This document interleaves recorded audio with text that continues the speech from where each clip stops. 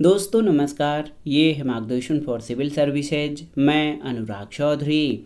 दोस्तों, विभिन्न परीक्षाओं के सामान्य ज्ञान और सामान्य अध्ययन के लिए महत्वपूर्ण प्रश्नों के रिवीजन में इस वीडियो में प्रस्तुत है विश्व के भूगोल के अंतर्गत ब्रह्मांड एवं सौर मंडल से संबंधित महत्वपूर्ण प्रश्नों का भाग 3, जो आपके आगामी विभिन्न परीक्षाओं जैसे यूपीपीसीएस प्रारंभिक परीक्षा, आरओ यानी समीक्षाधिकारी, सहायक समीक्षाधिकारी, लोअर पीसीएस व अन्य राज्य लोक सेवा आयोगों जैसे उत्तराखंड, बिहार, राजस्थान और एमपीपीसीएस के साथ बैंक, एसएससी, रेलवे, टेट, पेट आदि के लिए बहुत ही उपयोगी है। तो आइए शुरू करते हैं विश्व के भूगोल के अंतर्गत ब्रह्मांड एवं सौर मंडल से संबंधित महत्वपूर्ण प्रश्नों का भाग 3।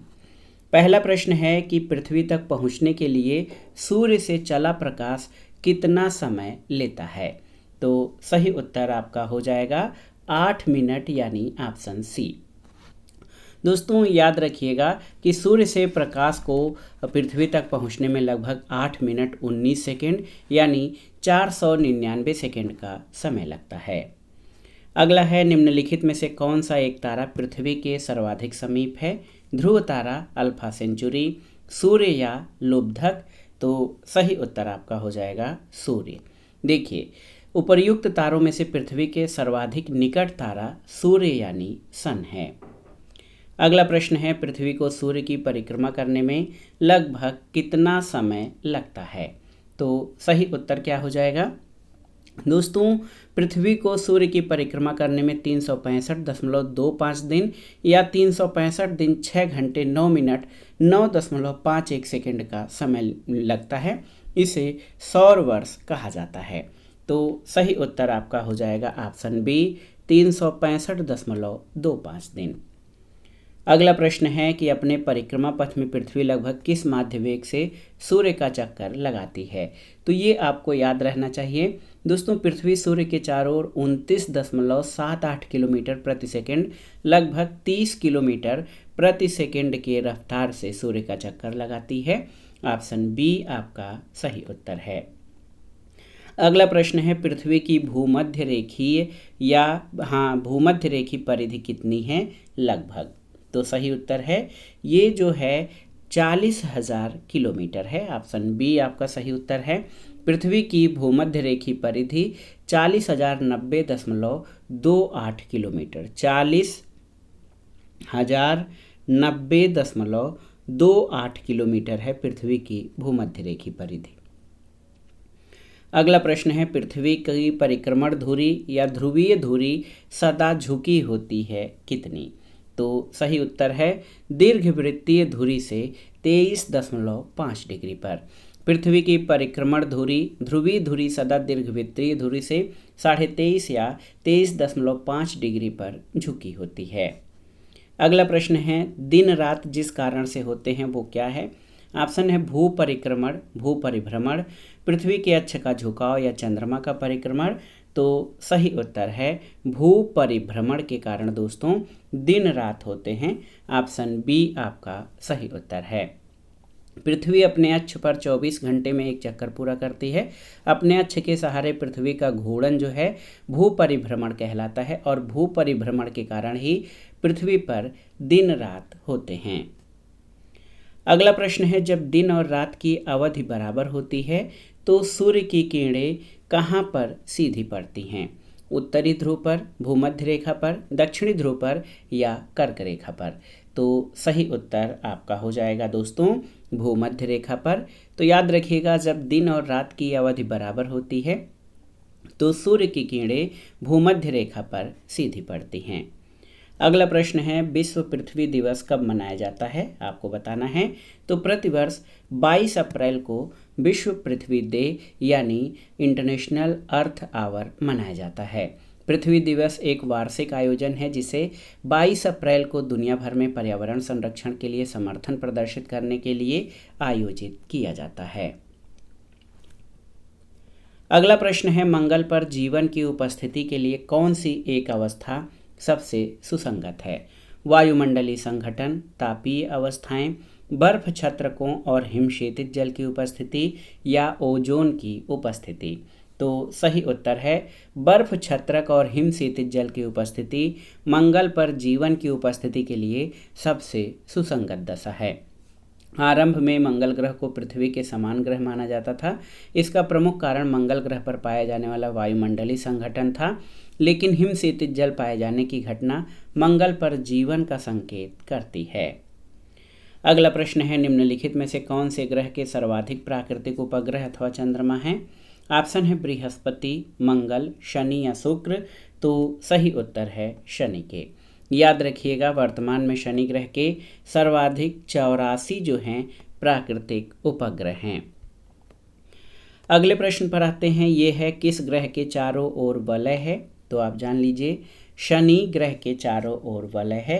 ऑप्शन ए आपका सही उत्तर है। शनि के चारों ओर वलय है और इसकी पुष्टि हो चुकी है। इसके ए, बी, डी और ई वलय पृथ्वी से भी दिखाई देते हैं। अगला प्रश्न है, टाइटन सबसे बड़ा चंद्रमा या उपग्रह है किस ग्रह का? तो सही उत्तर है शनि का। याद रखिएगा दोस्तों, टाइटन जो है ये शनि का सबसे बड़ा उपग्रह है और शनि सौरमंडल का दूसरा सबसे बड़ा ग्रह है बृहस्पति के बाद। अगला प्रश्न है, सौर परिवार का सबसे छोटा ग्रह कौन सा है? आपको बताना है। बहुत ही महत्वपूर्ण प्रश्न है। सौर परिवार का सबसे छोटा ग्रह कौन सा है? तो सही उत्तर बुध जो है ये सौर परिवार का सबसे छोटा ग्रह है। यहाँ पर लेकिन ऑप्शन देखिए, प्लूटो, मंगल, शुक्र और बुध दिया गया है। तो पूर्व मान्यता के अनुसार सौर परिवार का सबसे छोटा ग्रह प्लूटो था, लेकिन वर्तमान में सबसे छोटा ग्रह जो है बुध है। ऑप्शन डी आपका सही उत्तर है, क्योंकि प्लूटो को अब ग्रहों की परिभाषा से निकाल दिया गया है। अगला प्रश्न है, सौरमंडल का सबसे ठंडा ग्रह कौन सा है? नेपच्यून, जुपिटर, मार्स या सैटर्न? तो सही उत्तर है, हमारे सौरमंडल में सूर्य से दूरी के आधार पर ग्रहों का जो क्रम है बुध, शुक्र, पृथ्वी, मंगल, बृहस्पति, शनि, यूरेनस और नेपच्यून। नेपच्यून के सूर्य से सर्वाधिक दूर होने के कारण इसे सबसे ठंडा ग्रह माना जाता है, यानी नेपच्यून सौरमंडल का सबसे ठंडा ग्रह है। अगला प्रश्न है, मानव ने चंद्रमा पर पहला कदम कब रखा था? आपको बताना है। तो सही उत्तर 1969 में। मानव ने चंद्रमा पर पहला कदम जो है ये 20 जुलाई 1969 को रखा था। अमेरिका के अपोलो 11 मिशन द्वारा भेजे गए 3 अंतरिक्ष यात्रियों में नील आर्मस्ट्रांग, माइकल कोलिंस और एडविन एल्ड्रिन जूनियर शामिल थे, जिनमें से केवल नील आर्मस्ट्रांग और एडविन एल्ड्रिन ने चंद्र तल पर अपने कदम रखे थे। अगला प्रश्न है, चंद्र ग्रहण कब होता है? आपको बताना है। तो सही उत्तर है जब पृथ्वी, सूर्य और चंद्रमा के बीच आ जाती है तब चंद्र ग्रहण होता है। ऑप्शन बी आपका सही उत्तर है। जब सूर्य और चंद्रमा के बीच में पृथ्वी आ जाती है तो सूर्य का प्रकाश चंद्रमा पर नहीं पड़ता, इसलिए चंद्रमा पर सूर्य का प्रकाश न पड़ने के कारण ही चंद्र ग्रहण होता है। अगला प्रश्न है, कौन सी परिस्थिति में चंद्र ग्रहण होता है? अर्धचंद्र, नवचंद्र, पूर्ण चंद्र या उपर्युक्त में से कोई नहीं? तो सही उत्तर है चंद्र ग्रहण सदैव पूर्ण चंद्र यानी फुल मून की परिस्थिति में होता है। ऑप्शन सी आपका सही उत्तर है। अगला प्रश्न है, ब्लू मून परिघटना कब घटित होती है? आपको बताना है। तो जब एक ही माह में 2 पूर्णिमा हो। देखिए, नासा के अनुसार ब्लू मून वह परिघटना है जब किसी एक ही माह में 2 पूर्णिमाएँ होती हों। ये घटना प्रायः 2 से 2.5 वर्ष के अंतराल पर होती है। अगला प्रश्न है, जब किसी वस्तु को पृथ्वी से चंद्रमा पर ले जाया जाता है तो उसके भार में क्या अंतर आता है? महत्वपूर्ण प्रश्न है, यहाँ पर देख सकते हैं आप। पृथ्वी की अपेक्षा चंद्रमा का गुरुत्वीय त्वरण 1/6 यानी 1/6 हिस्सा होता है, इसलिए पृथ्वी से चंद्रमा पर ले जाने पर किसी वस्तु का भार घटकर उसके भार का 1/6 हो जाता है, तो उसका भार घट जाता है। ऑप्शन बी आपका सही उत्तर है। अगला प्रश्न है, चंद्रमा की पृथ्वी से दूरी कितनी है? ये आपको बताना है। तो ये है 364,000 किलोमीटर, यानी 3,64,000 किलोमीटर चंद्रमा की पृथ्वी से दूरी है। दोस्तों, चंद्रमा और पृथ्वी के बीच की दूरी 3,84,400 किलोमीटर है और इन विकल्पों में सबसे समीप का उत्तर 3,64,000 है और पृथ्वी से चंद्रमा की अधिकतम दूरी जो है ये 4,05,500 किलोमीटर है। अगला प्रश्न है, सौरमंडल में क्षुद्र ग्रह यानी एस्टेरॉयड छोटे खगोलीय पिंड हैं, ये जिन ग्रहों के मध्य पाए जाते हैं। तो क्षुद्र ग्रह किन ग्रहों के मध्य पाए जाते हैं आप जानते हैं। तो सही उत्तर है मंगल और बृहस्पति, और ये एक पेटी के रूप में पाए जाते हैं। क्षुद्र ग्रह मंगल और बृहस्पति के मध्य एक पेटी के रूप में पाए जाते हैं। अगला प्रश्न है, उल्का क्या होता है। तो सही उत्तर है उल्का जो है ये बाह्य अंतरिक्ष से पृथ्वी के वायुमंडल में प्रविष्ट हुए द्रव्य का अंश होता है। आप जान लीजिए, उल्का बाह्य अंतरिक्ष से पृथ्वी के वायुमंडल में प्रविष्ट हुए द्रव्य का अंश है। अगला प्रश्न है, सूर्य में नाभिक ईंधन या सूर्य में नाभिकीय ईंधन क्या होता है। हीलियम, यूरेनियम, हाइड्रोजन या अल्फा कण। तो सही उत्तर आपका हो जाएगा हाइड्रोजन। आप देख सकते हैं कि सूर्य की ऊर्जा का स्रोत नाभिकीय संलयन है। इसमें हाइड्रोजन के 2 नाभिक मिलकर नाभिकीय संलयन द्वारा हीलियम नाभिक का निर्माण करते हैं, इसलिए हाइड्रोजन सूर्य का नाभिकीय ईंधन है और इसमें नाभिकीय संलयन प्रक्रिया होती है, जिसके कारण ये असीमित ऊर्जा उत्पन्न होती है। अगला प्रश्न है, पार्थिव ग्रह कौन कौन से हैं। तो बुध, शुक्र, पृथ्वी, मंगल। यहाँ पर आप देख सकते हैं बुध, शुक्र, पृथ्वी और मंगल ये पार्थिव ग्रह कहलाते हैं। पार्थिव ग्रह उन ग्रहों को कहते हैं जो पृथ्वी की तरह होते हैं। ये घनत्व और गुरुत्वाकर्षण में पृथ्वी के समान होते हैं। बुध, शुक्र, पृथ्वी, मंगल पार्थिव ग्रह हैं और बृहस्पति, शनि, अरुण और वरुण ये गैसीय ग्रह हैं। अगला प्रश्न है, बृहस्पति का अध्ययन करने वाला उपग्रह कौन सा है। सोयूज, मैगलन, पाथफाइंडर या वायेजर 1। तो सही उत्तर है वायेजर 1, ऑप्शन डी। याद रखिएगा, बृहस्पति का अध्ययन करने वाला प्रथम उपग्रह वायेजर 1 था। इसे नासा द्वारा 1979 में छोड़ा गया था। अगला प्रश्न है, कौन सा ग्रह अपनी धुरी पर घूमते हुए सबसे कम समय में चक्कर पूरा करता है। ऑप्शन है मंगल, बृहस्पति, पृथ्वी, प्लूटो या सभी। तो सही उत्तर है बृहस्पति।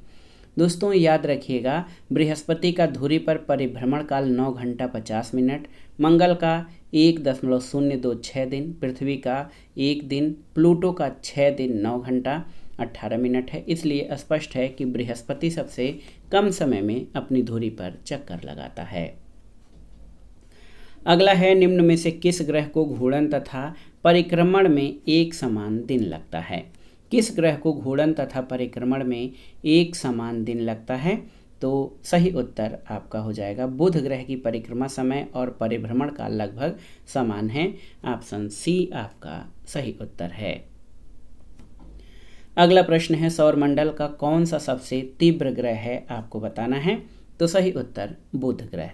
याद रखिएगा, सौरमंडल में सूर्य के सबसे नज़दीक का ग्रह बुध है। ये अत्यधिक तीव्र गति से चलते हुए 88 दिन में सूर्य की परिक्रमा कर लेता है। तो ऑप्शन बी आपका सही उत्तर है। अगला प्रश्न है, आकाश में रात्रि के समय लाल दिखाई देने वाला ग्रह कौन सा है। तो मंगल यानी मार्स। मंगल जो है दोस्तों ये एक पार्थिव ग्रह है। ये आंतरिक ग्रह के अंतर्गत है। मंगल ग्रह की सतह पर आयरन ऑक्साइड की अधिकता है, जिसके कारण मंगल ग्रह रात्रि के समय लाल दिखाई देता है। अगला प्रश्न है, वैचारिक प्रश्न है कि एक उपग्रह में बैठे हुए अंतरिक्ष यात्री को आकाश का रंग कैसा प्रतीत होगा आपको बताना है। तो सही उत्तर है काला। एक उपग्रह में बैठे हुए अंतरिक्ष यात्री को आकाश का रंग नीला के बजाय काला दिखाई देता है। अगला है, निम्नलिखित में से कौन सा ग्रह पूर्व से पश्चिमगामी दिशा में सूर्य की परिक्रमा करता है। तो सही उत्तर आपका हो जाएगा शुक्र ग्रह, ऑप्शन सी। याद रखिएगा, शुक्र ग्रह सूर्य की परिक्रमा पूर्व से पश्चिम दिशा में करता है, जबकि अन्य ग्रह पश्चिम से पूर्व की दिशा में सूर्य की परिक्रमा करते हैं। अगला प्रश्न है, शुक्र ग्रह का अन्वेषण करने के लिए सबसे पहले रोबोट अंतरिक्ष यान का नाम क्या था। चैलेंजर, न्यूटन, मैगलेन या गैलीलियो। तो सही उत्तर मैगलेन, ऑप्शन सी। याद रखिएगा, मैगलेन शुक्र ग्रह का अन्वेषण करने के लिए भेजा गया सबसे पहला अंतरिक्ष यान था। अगला है, कौन सा ग्रह जल में तैरता हुआ प्रतीत होता है। बुध, बृहस्पति, शुक्र या शनि? तो सही उत्तर क्या हो जाएगा? शनि ग्रह। ऑप्शन डी आपका सही उत्तर है। याद रखिएगा, शनि ग्रह जो है दोस्तों, इसके चारों ओर जो है वलय या छल्लों के कारण ये उनके बीच तैरता हुआ प्रतीत होता है। अगला प्रश्न है, रिया और टेथ्स किसके नाम हैं? तो ये हैं शनि के चांद यानी शनि के उपग्रह। तो याद रखिएगा दोस्तों, आप देख लीजिए कि रिया और टेथ्स ये जो हैं, ये रिया और टेथ्स शनि के उपग्रह हैं। रिया और टेथ्स के अलावा अन्य मुख्य उपग्रहों में मिमास, इंसेलेडस, डायोन, टाइटन, लेपिटस इत्यादि हैं। अगला प्रश्न है, निम्नलिखित में से कौन सा ग्रह सबसे कम तीव्रता से चलता है? आपको बताना है, पृथ्वी, बुध, शनि या बृहस्पति। तो सही उत्तर है बुध सूर्य की परिक्रमा 88 दिन में, पृथ्वी 365.25 दिन में, बृहस्पति 11.86 में और शनि 29.4 वर्ष में करता है। तो सबसे कम तेज चलने वाला ग्रह जो है शनि है। ऑप्शन सी आपका सही उत्तर है। अगला प्रश्न है दोस्तों, शनि के रिंग्स की खोज का श्रेय किसे दिया जाता है? आपको बताना है। तो सही उत्तर गैलीलियो। याद रखिएगा, शनि के चारों ओर पाए जाने वाले वलय की खोज 1610 में गैलीलियो द्वारा की गई और शनि के चारों ओर पाए जाने वाले इन वलयों की संख्या जो है ये 9 है। अगला प्रश्न है, पृथ्वी का प्राकृतिक उपग्रह कौन है? तो मून पृथ्वी का एकमात्र प्राकृतिक उपग्रह मून यानी चंद्रमा है, जो पृथ्वी से 3,84,000 किलोमीटर की दूरी पर है। अगला प्रश्न है, चंद्रमा को पृथ्वी के चारों ओर एक बार घूमने में निकटतम समय कितना लगता है? आपको बताना है। तो चंद्रमा को पृथ्वी के चारों ओर एक बार घूमने में निकटतम समय 28 दिन लगता है। ऑप्शन सी आपका सही उत्तर है। 27 दिन 7 घंटा 43 मिनट का समय लेता है। निकटतम उत्तर 28 दिन। अगला प्रश्न है, सी ऑफ ट्रांक्विलिटी यानी शांति का सागर कहाँ पर स्थित है? तो सही उत्तर है चंद्रमा पर काले धब्बों वाले क्षेत्र को सी ऑफ ट्रांक्विलिटी यानी शांति का सागर कहा जाता है। ऑप्शन सी आपका सही उत्तर है। अगला प्रश्न आपसे पूछा गया है कि हब्बल क्या है? तो हब्बल जो है एक अंतरिक्ष दूरबीन है। महत्वपूर्ण प्रश्न है, हब्बल एक अंतरिक्ष दूरबीन है जो अंतरिक्ष के ग्रहों और पिंडों को देखने के लिए उपयोग में लाई जाती है, इसलिए इसे अंतरिक्ष दूरदर्शी कहते हैं। अगला प्रश्न है कि धूमकेतु की पूंछ हमेशा सूर्य से दूर रहती है, इसका कारण क्या है? तो सही उत्तर आपका हो जाएगा सौर विकिरण और सौर पवन के कारण। याद रखिएगा, धूमकेतु यानी कॉमेट में सामान्यतः 2 पूंछ होती है। पहला धूल कणों से युक्त और दूसरा आयोडाइज्ड।